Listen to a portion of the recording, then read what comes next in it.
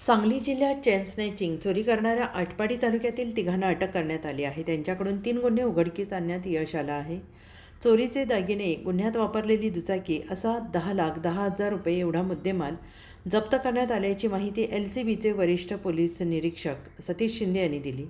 अक्षय महादेव माने वय वर्ष 26 राहणार वलवण, साहिल कुंडलिक चव्हाण वय वर्ष 21, सचिन विठ्ठल माने वय वर्ष 23 तिघेही राहणार घरणिकी तालुका आटपाडी अशी अटक केलेल्यांची नावे आहेत. जिल्ह्यात झालेले चेन स्नॅचिंग चोरीचे गुन्हे उघडकीस आणून संशयितांना अटक करण्याच्या सूचना निरीक्षक शिंदे यांनी सहाय्यक निरीक्षक सिकंदर वर्धन यांना दिल्या होत्या आणि त्यानुसार त्यांचे एक पथक चोरट्यांचा शोध घेत होते. यावेळी पथकातील उदय साळुंखे यांना तिघेजण नंबर नसलेली दुचाकी घेऊन चोरीचे दागिने विक्री करण्यात बिट्यातील बळवंत महाविद्यालय रस्ता परिसरात थांबल्याची माहिती मिळाली. त्यानुसार पथकाने तेथे सापळा रचून तिघांना ताब्यात घेतलं.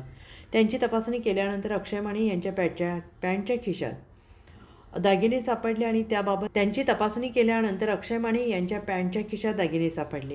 त्याबाबत त्यांच्याकडे कसून चौकशी केल्यानंतर त्याने अन्य 2 साथीदारांच्या मदतीने भूड येथील एका वृद्धाकडील चेन जबरदस्तीने चोरून नेल्याची, तसेच लेंगरे मादळमुठी रस्त्यावरील दुचाकीवरील एकाला धक्का देऊन त्याच्याकडील दागिने तसेच करगणी तालुका आटपाडी येथील एका घरातून दागिने चोरल्याची कबुली दिली. त्यांच्याकडून चोरीचे दागिने, गुन्ह्यात वापरलेली दुचाकी असा मुद्देमाल जप्त करण्यात आला आणि तिघांनी अटक करून विटा पोलिसांच्या ताब्यात देण्यात आला आहे.